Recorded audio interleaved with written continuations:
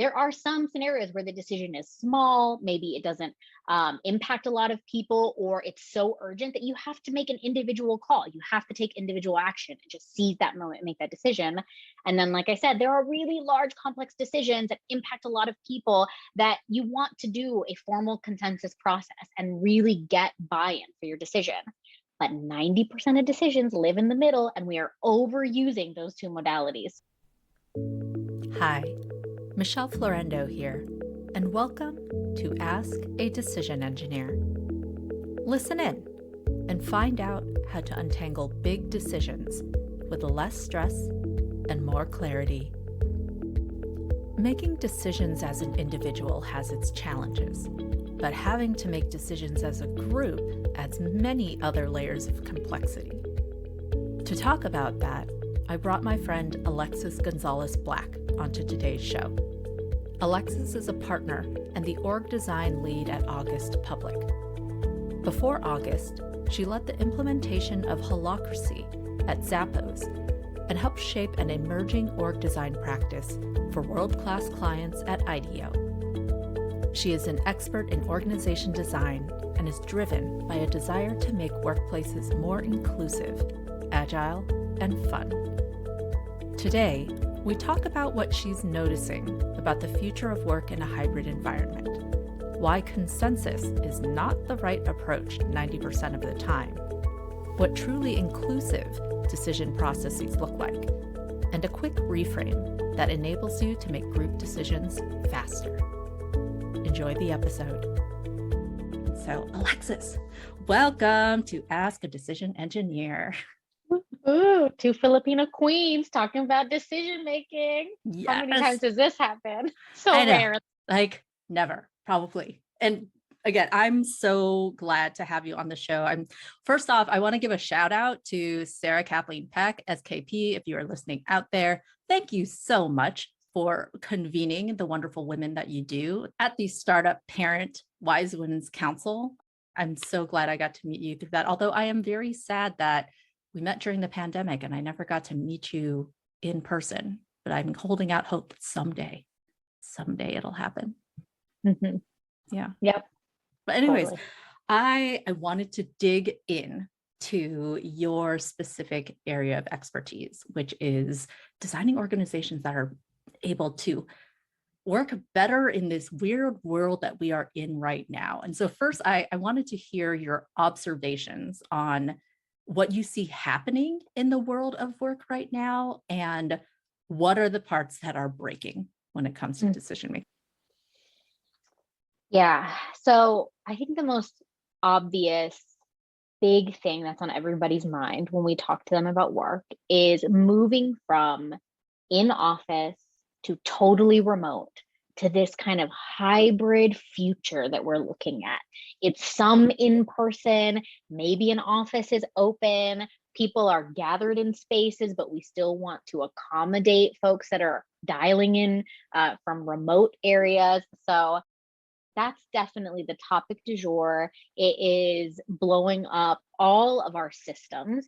Every sort of common practice that we either had before when we were working in person or that we adapted to use when we were working remotely, it doesn't exactly fit the hybrid model. So decision making is a great example of that. When we're in person, we make decisions in a certain way where we maybe use our influence and catch somebody right before or after a meeting to get them, locked into our point of view, or follow up with them if somebody has any reservations or objections. How do we, suss those out over lunch or coffee? And so we use a lot of our sort of informal time for stakeholder management and consensus building and, shopping things up and down the hallways in order to get that decision moving forward. In a remote world, it was Zoom, put something on my calendar, schedule the time. One in the next one, stack until people were feeling really burnt out, frustrated, and overwhelmed by the amount of interaction that they were having to have over Zoom. So now we're in a place where we get the kind of liberty to think more expansively about how do we meet in person for moments that matter? How do we get together for big decision-making moments or big project launches or other, really high leverage moments, and then do our asynchronous work from our home offices or from other places if we have the, ability to do so with our job. So, I think decision making is one of many things that has been sort of turned upside down over the past couple years, but nearly every team process way that we work has been sort of challenged. And in an exciting way, we have an opportunity to revisit those and reframe the new working norms to something that is really fit for the hybrid environment and serves us well. I mean, like I've seen some of the posts about what August Public is doing in the hybrid space and supporting organizations and thinking through that. But needing to adapt organizations and how they're structured to better support the speed of decision making is not something new that came around with the pandemic. This was something that was happening even before, right? Yeah. So what were some of the things that you were noticing even back then? That seems so long ago, back before the pandemic. Well, I think your point is really like resonates really well with me with that decision making is a persistent problem. It's a persistent challenge for groups of people, which is interesting because in our personal lives, we're called upon to make decisions constantly. And yes, it is difficult, but we manage our lives through a series of decision-making moments. And yet when we get into a room of other adults and we're all looking kind of eye to eye and we've got a big decision on the table, you see all of these like really interesting dynamics and challenges begin to emerge, right? Who is speaking first? Who holds the most weight in the room? Who gets to dissent? Who are the dissenters that are going to play the devil's advocate? How do we get out of gridlock and move our way forward if we're unable to find a solution that works for everybody, which let's face it, rarely happens. It is so rare to achieve 100% consensus. So organizations have sort of developed these informal approaches to decision making. A lot of them drive toward consensus. A lot of them drive towards politicking and lobbying and trying to get people on your side, back channeling, having one-on-ones.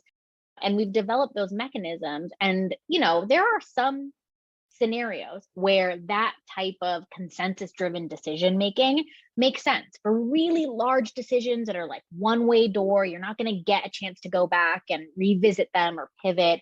You do want to do a lot of one-on-ones, a lot of information gathering, a lot of consensus building. But for 90% of decisions, we are way overusing those skills and we are letting our consensus driven behaviors and these kind of, adaptations that we've used in order to move things forward, we're letting it get in the way of making smaller, quicker decisions and learning as we go along the way.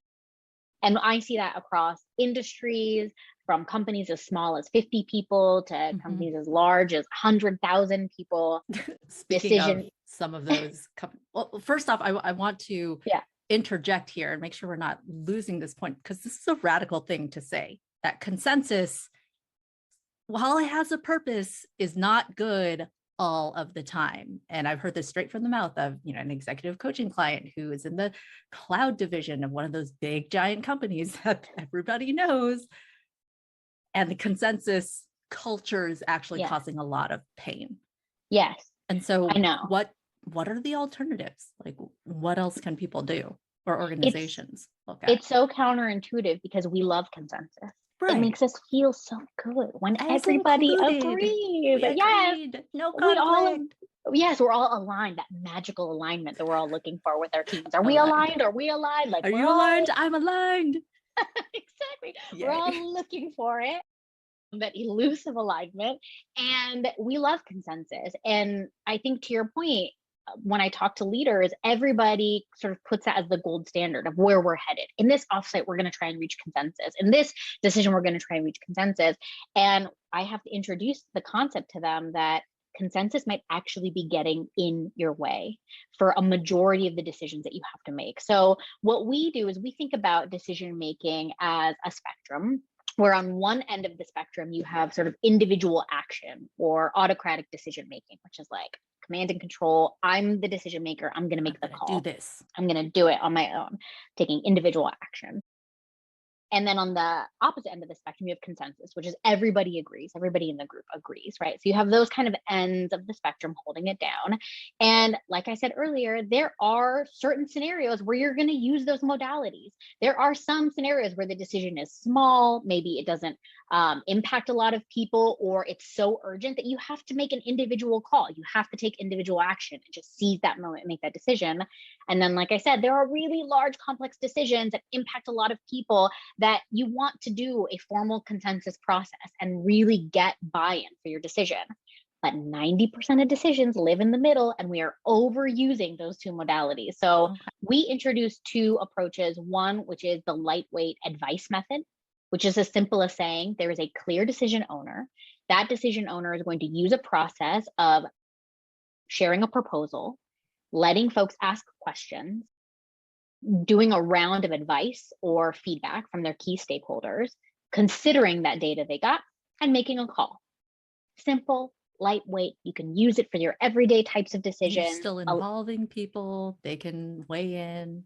Exactly, but there's still clarity of ownership. So it's not we're all making the decision. It's I'm committing to hearing you. I'm committing to considering, and I'm going to follow up and I'm going to communicate that decision back to you once I've made it.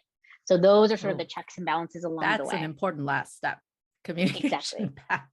Because how often does that happen where you're asked for input on a decision and then you don't hear about it until everybody hears about it? Exactly. So communicating back to your stakeholders, that's the accountability measure. I heard you. I decided to not integrate that piece of feedback. I did integrate that piece of feedback. Here is my final decision, and you're giving it back to the stakeholder. So that's that kind of full circle accountability. Then we have a more heavyweight mechanism that we introduced, which we call consent. And it's essentially the same practice as advice, only at the very end of it, you have a formal objection round where you ask, does anybody here, which are your key stakeholders, do my key stakeholders have any data that this would be unsafe to try? If the answer is yes, object, and we'll integrate that objection. What does unsafe to try mean in this context? So there are two things worth defining. The first thing is data. So what I mean by data is presently held information. So that can look like how we think about data, numbers, spreadsheets, survey data, research we've done, market data. Or it can look like lived experience. I have done this. Here's the anecdotal evidence that I have. It's whatever presently held information you have, not something that may, might, or could happen. Not that you're anticipating will happen. Not that I'm worried that da-da-da-da. Right, which so many objections fall into that category. Yeah, exactly. So presently held information. And then when I say unsafe to try, what I mean is it would block our ability to fulfill our purpose. So, that's quite a bar. It means like Bill's not going to like this. Okay, but is that going to block our ability to fulfill our purpose? Does it rise to the level of it's going to stop us from achieving our goals or achieving our outcomes? No, not a valid piece of data, not a valid objection. So that, as you can see, you kind of get into the guts of it a little bit more, and you're kind of teasing apart what are valid objections, what's worth integrating here in this moment, and you're essentially asking for that dissent to be put on the table in that moment so you can grapple with it and then come out of that meeting having made a decision. So this is, I want to recap this for people who are listening, because we just went from acknowledging that two of the most common decision-making models that I think are followed in organizations, whether it's the autocratic independent decision versus consensus, are actually probably not appropriate for 90% of the decisions that are there. And there's actually something in the middle. And on that spectrum, you just outlined the advice piece? So you're still getting input. And after you weigh the input, designated decision makers making a decision and communicating it back out to the people they got input from. And then I think this consent one's really interesting. Is it safe to try? Yes. And what the bar is for that.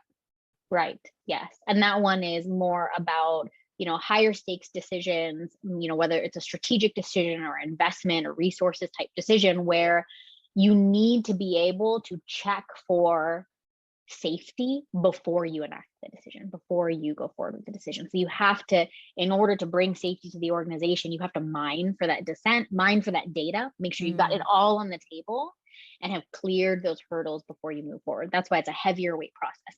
It is still not consensus. It is different than consensus because I am shifting the question from, does everyone agree with this? Does everyone think that this is the best way forward? Are we all aligned? Do we feel good about idea? This? Does everybody think this is a good idea? These are all like coded consensus moments that you begin to pick up on when you're coaching teams. You're like, that's a consensus kind of coded phrase. So it shifts from those types of questions to, does anybody in this room have data that this is unsafe to try? And that is a very different bar than, do you feel good about it? Do you like it? Are you happy with it? Do you agree that this is the best way forward? But there's a little bit of a difference there that I think is notable and worth pointing out. Now, you said something interesting about how it's on the organization to really make sure they're mining for that dissent. And so, how, I'm curious about two things. One, how do organizations need to be set up to do that, to make sure that they're servicing dissent? Yeah. And also, two, like, what impact does that have on the decisions that are made and how people's opinions are included? Yeah. I mean, I think the first step to making sure that you've got great data for your decision is stakeholder mapping. And it's a really like sort of rudimentary, kind of unsexy tool. And everyone is like, stakeholder mapping. Most of us do it implicitly. When we have a decision to make, we sort of implicitly say, like, who do I need on my team in order to make this decision? I would recommend, especially for decisions of greater consequence, that you actually take a beat to think of your stakeholders in a couple different quadrants. So the first one is like, who are the leaders, the folks who are probably more senior to me that are going to give me guidance and guardrails? They're going to tell me who to connect with. They're going to tell me the boundaries of my authority in this decision, like where we get into dangerous territory. They're going to give me guardrails. So that's one set of. Another set of stakeholders are your key people who are in the work with you that are going to be at the decision-making table. And then the other set of stakeholders are the people who are going to be impacted by that decision, or the people who are downstream from that decision. And a lot of times those folks have really good data to share. Can you invite every single one of those people into the decision-making moment? No. Should you? Absolutely not. I have seen clients try to do this. Have a call with literally 100 people on it and be like, we're making this decision. What does everybody think? And what do you think? Yeah, I imagine there's either crickets, like, I don't know if you're ready to hear what I have to say about what you are telling me, or there's cacophony. Exactly. Either one, not a great outcome for a decision-making meeting. Yes. So you don't want to invite all those people, but how do you engage those folks in a way where you can surface good data and good insight, whether that's a focus group or inviting a representative of that group to sit at the decision-making table, a survey. So there are a lot of creative ways to get that information. So I think the first thing is, when you're mining for dissent, you have to do your due diligence and make sure you have the right people at the table, that you've got the right data points, the right perspectives, and that comes with good decision making. The second question you asked is, I think I want to talk a little bit about inclusion in decision making processes, because a lot of times we talk about consensus being more inclusive, right? But I want to pop that bubble. I think that's a lie. I don't think that's Tell true. Me more. I think a lot of times people go on listening tours, or they have these large 100-person meetings where they're like, we made the decision with everybody. But did you meaningfully listen to and consider the perspectives of the people on those 100 calls? Did you make it a safe environment for them and give them the right context so they could weigh in with the best information? How did you communicate it back out to them? Were you accountable to the folks who gave you information? A lot of times the answer is no. It's a lot of like hand waving, like, we went on a listening tour. Right. We heard it's like everybody. The difference between, well, we made space for there to be information from a bunch of people versus we are actually feeding it into the process we're using to come to this decision. That's exactly right. So I think, a lot of times people are like, well, consensus is so inclusive. No, a well thought out decision-making process is inclusive. And consent, in this case, when you do great stakeholder mapping, when you're surfacing relevant perspectives, when you're giving people context and giving them a framework and how to participate in the decision, where they know this is my moment to ask questions. This is my moment to give my reaction and give my advice. And they have sort of sacred, uninterruptible space to do that and are held by a process that makes sense. That is an inclusive decision-making process. So yeah. I almost want to hear that one more time for the people in the back. A well-designed decision process. Yes. Oh yeah, you and me are on the clear. same page of this. Yes, I feel like we've talked about this before. Yeah, this is why we get along, because we're process geeks. And a lot of people kind of poo-poo process. It's, you know, it's lengthy, it is too much. It takes too much time. Well, consensus takes a lot of time and is not necessarily effective. And so I think we are on the same page of how is it that we help address the pain point around, I mean, I hear over and over from people, I have so many decisions to make and not enough time. I need things to go faster. And so how can we address both that pain point, but also address the quality of decisions too? Yeah. And we are on the same page with as process. And it's just something that, yes, there's a learning curve, but then it becomes a tool that with practice can be embodied just in the organization or in individuals and how people operate. Yep.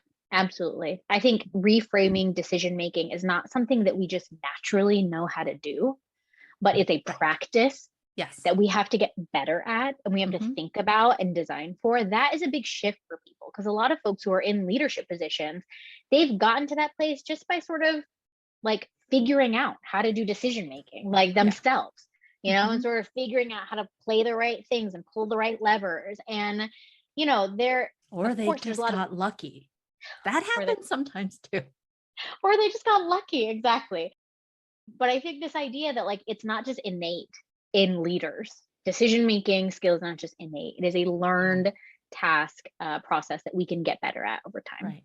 And I think that's really empowering to be able to say out loud, right? Because if good decision-making is not innate, like you said, it can be learned. That means anyone can learn it. It's not just like the people who magically have this gut instinct about whatever.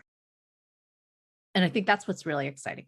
But this is something that any organization can learn more about, can play with, experiment with, integrate into their own processes, and continue to learn and get better through the doing. Absolutely. And I would push that it's sometimes the people who are closest to the work, folks who aren't formal leaders or they're not directors or above or VPs, that can become excellent decision makers for your organization because they are close to the work. They have great access to data and information. They understand the customer. So I think one of the other pushes I would make is when you think about decision making being held at the very top, ask yourself, how can we carve out decisions, kind of unbundle decisions from each other and push as many decisions as possible further into the organization? And that's going to be a development opportunity for individual contributors, for people who are newer to your organization, to be able to learn that process, decision-making process, and practice that skill. And it's going to provide you with better business results because you're going to have people driving decisions that are closer to the information and making better decisions on behalf of your customers. Actually, you know, this seems like a good segue into something that I also want you to touch on, because as you're talking about the pushing of decisions down to the levels that have the best access to data or the best access to customers, it reminds me of your work at Zappos leading the rollout of Holacracy, which was a huge deal at the time. People are like, what? You're getting rid of a hierarchy? Why would you? And so I want to hear more about what that experience was like and what were some of the things that you learned in that process.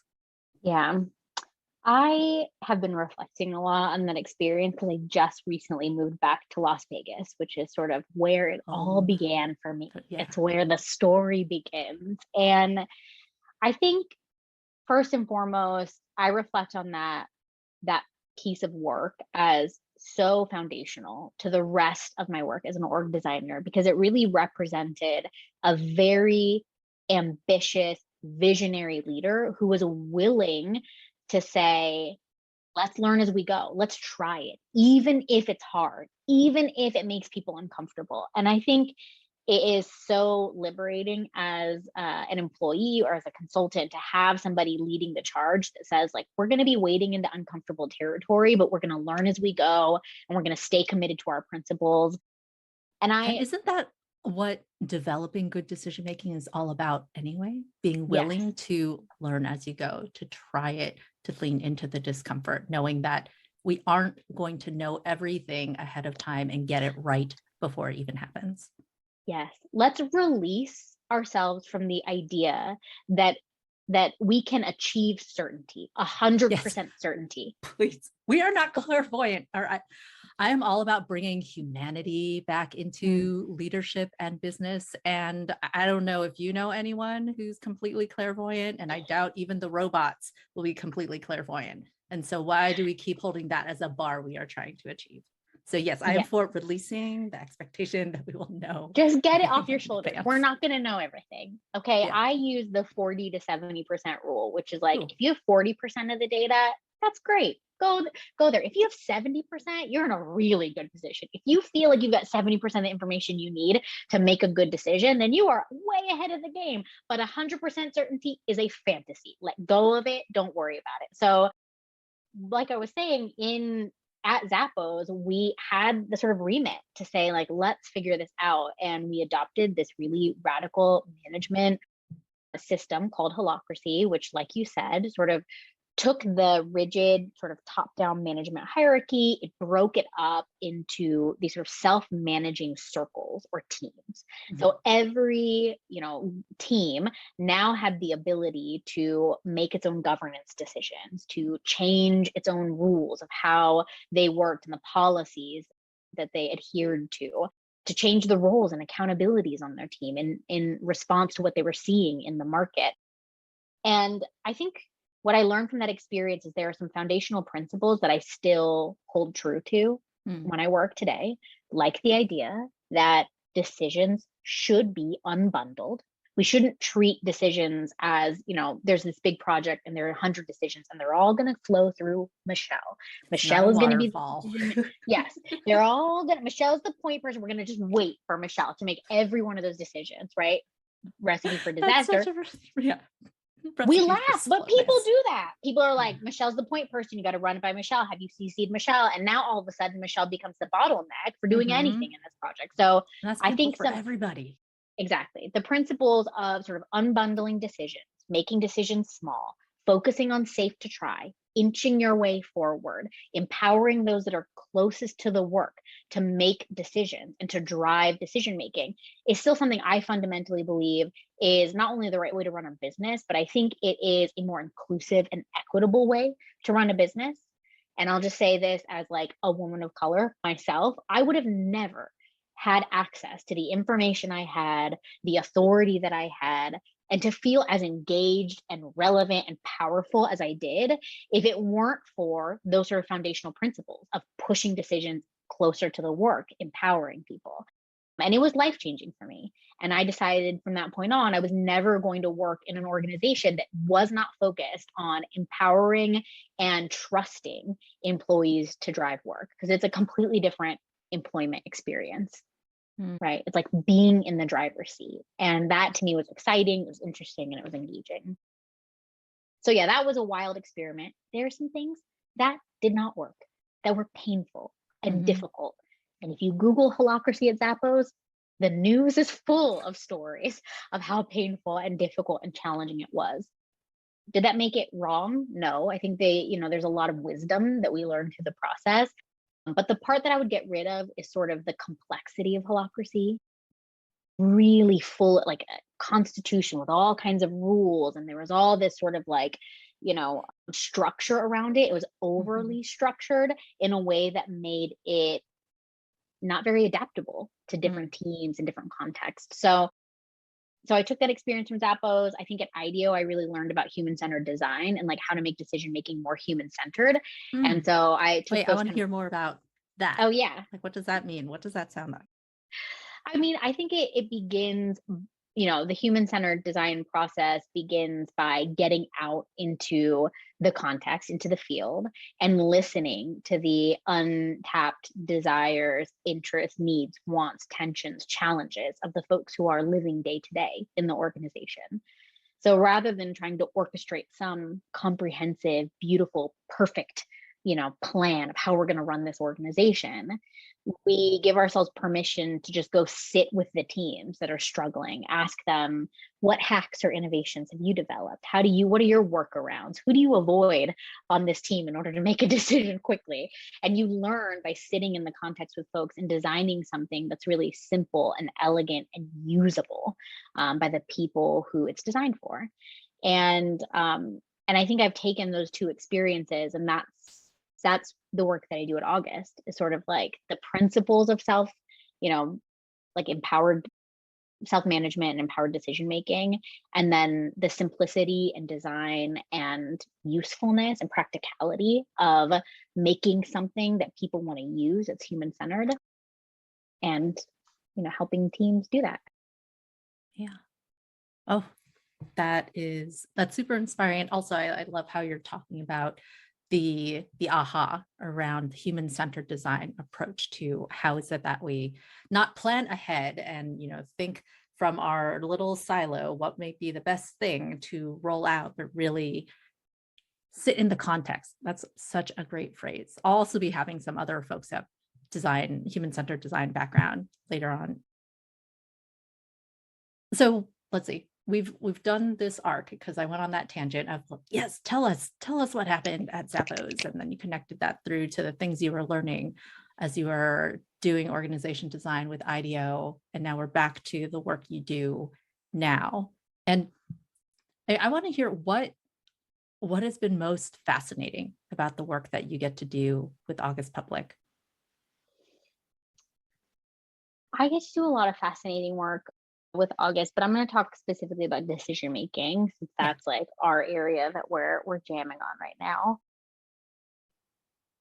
I think I've learned there are a couple of things that even though I have been doing decision making work for years and years and years, and I feel pretty like fluent in how to make good decisions at an organization level, I am always learning and always coming up short of my own expectations and figuring things out. And so I have been lucky enough to work with an organization that implemented a empowered decision making process. And one of the things that I've been learning recently is that immediately people were like, yes, I love this. I want to use this. This is going to be so useful for us. And we saw survey scores go in response to the question, I am happy with the way that we make decisions at this company. So we were like, it's working, the thing that we're implementing. And then 2 years later, we are back down to the baseline. We have gone right back down to where we started. And it has really led me down the path of understanding like how large organizations implement change at scale, and kind of seeing this trend, not just at that client, but at multiple clients, of like having this immediate bump in like excitement and folks being energized. You've got your early adopters who are like, I love decision making, let's make this happen, who are kind of like your vanguard. They're doing it first, they're showing other people. And then what happens is that this sort of dysfunction gets revealed, and the new cool process that you've designed comes up against the legacy mindsets of consensus building, a culture of niceness, or kind of tiptoeing around each other. And it just comes up against those kind of foundational legacy mindsets. And that's when the work really begins. That's when you have to dig in and say, how is this serving you? How is that consensus mindset serving you? How can we relearn a new way of being in teams? How can we make it simple and make it a practice, to our earlier point, something that we're practicing every day so that we can gain fluency and mastery. And now we're beginning to see it sort of creep back up again. But it's just like being aware of, that's been the most fascinating thing, is like working over a long period of time and seeing that it is not just a deck. It's not just a process. It is true change is practice. It is small, daily, everyday Right. actions that end up getting you the results in the long run. Because what I'm hearing is that when you're instituting these big change initiatives in organizations, it's not just about what's happening externally with this is the process and this is how we're relating to one another and this is what I do individually in this process. There's also this internal transformation that needs to happen to marry up to the change that is holistically what the org is trying to move toward. And you Yes. can't have just the external piece without that internal. They have to work Yes. together because Totally. it's a system. I mean, it's not just, sorry, I'm going to leave my systems thinking, geeking out for another episode, but I just Well, want to say.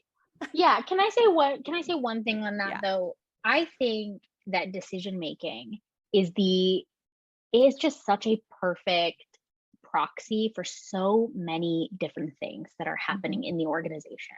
Yeah. And that is why I love decision making, because it is a way that we visualize and experience power and authority.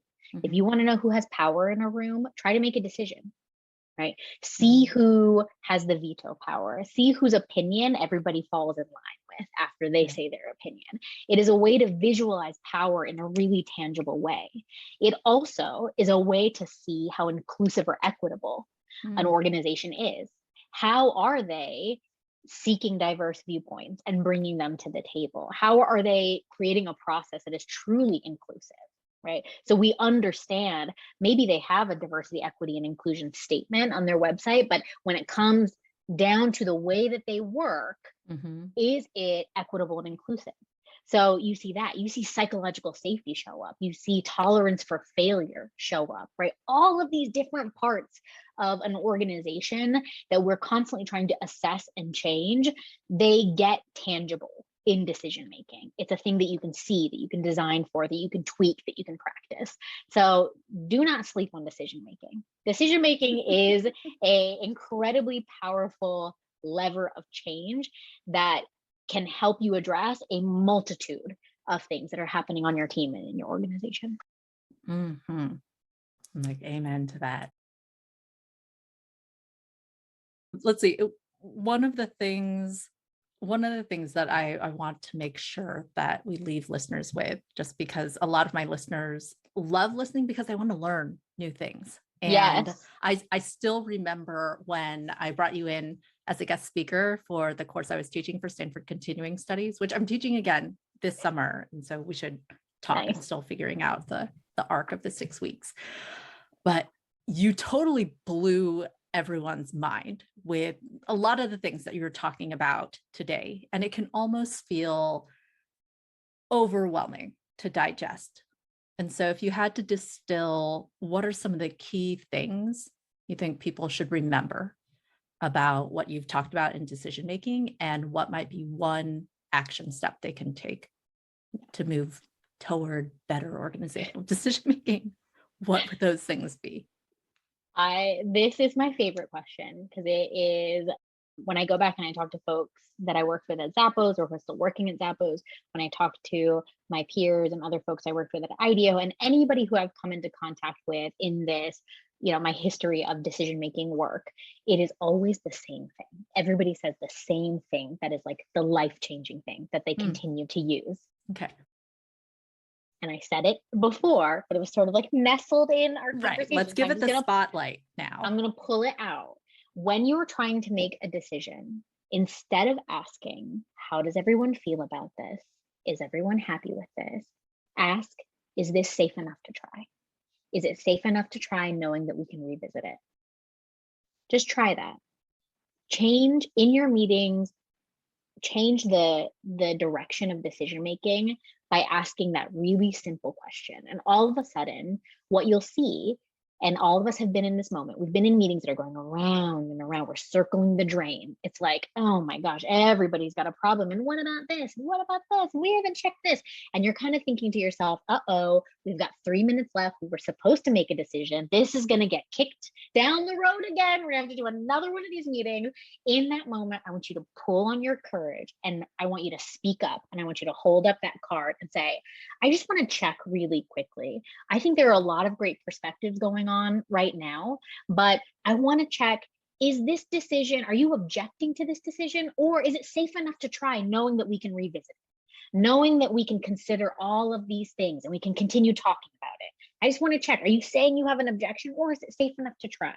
And then everybody goes around and looks at each other and goes, well, I guess it's safe enough to try. And all of a sudden you're like, why have we been talking? Why have we been talking for 2 hours about this thing? So I think that is it. That is the advice I would give. Try it on, see if you can use it. It's simple, it's powerful, and it works. Oh, I love it, because it's that piece, that commitment to action. That's like the 6th link in decision quality, but you captured it so well. Is it safe to try? Because then you get the permission to move forward and you can make a new decision. And I think that's another thing that we often get trapped in, thinking that, oh, this is the one big decision we have to make. And if we do this, it never is going to go back to the way it was and everything is ready. And let's just simmer down. Yes. It's safe to try. Yes. Yes. Absolutely. Awesome. Well, Alexis, thank you so much for spending time with me today. I love every single call that we are on. I love riffing with you on decision making. I'd love for you to share with the audience, where on the interwebs can they find out more about your work? Yes. So the best way to get in touch with August is to go to aug.co. You can chat us there. You can write in, and one of our team members will get back in touch with you. Or if you want to reach out to me personally, you can find me on LinkedIn, Alexis Gonzales-Black, or I think it's A Gonzales-Black. We'll share the link, I think, in the description. Yeah. But LinkedIn is the best way to get in touch with me, or email me directly if you are so bold, agb@aug.co. I would love to hear from you and hear what's going on in your world. Awesome. Well, thank you, Alexis. And until next time, till the next time we get to riff on decision making, because I love it. Thank you so much, Michelle. Thank you so much for listening to this episode. If you heard something today that you found helpful, please share this episode or write a review. Also, if you're interested in more resources on how to make decisions with less stress and more clarity, like my quick start guide for untangling big decisions, or the decision-making courses I teach, check out the show notes or go to askadecisionengineer.com to sign up for the mailing list. Be sure to check out the other episodes this season. Next week, I'll be talking to Carl Spetzler, co-founder of Strategic Decisions Group and co-author of the book Decision Quality, about the 6 key things to check for to know you've made a good decision. Again, this is Michelle Florendo from Ask a Decision Engineer. Thank you for listening, and I'll see you in the next episode.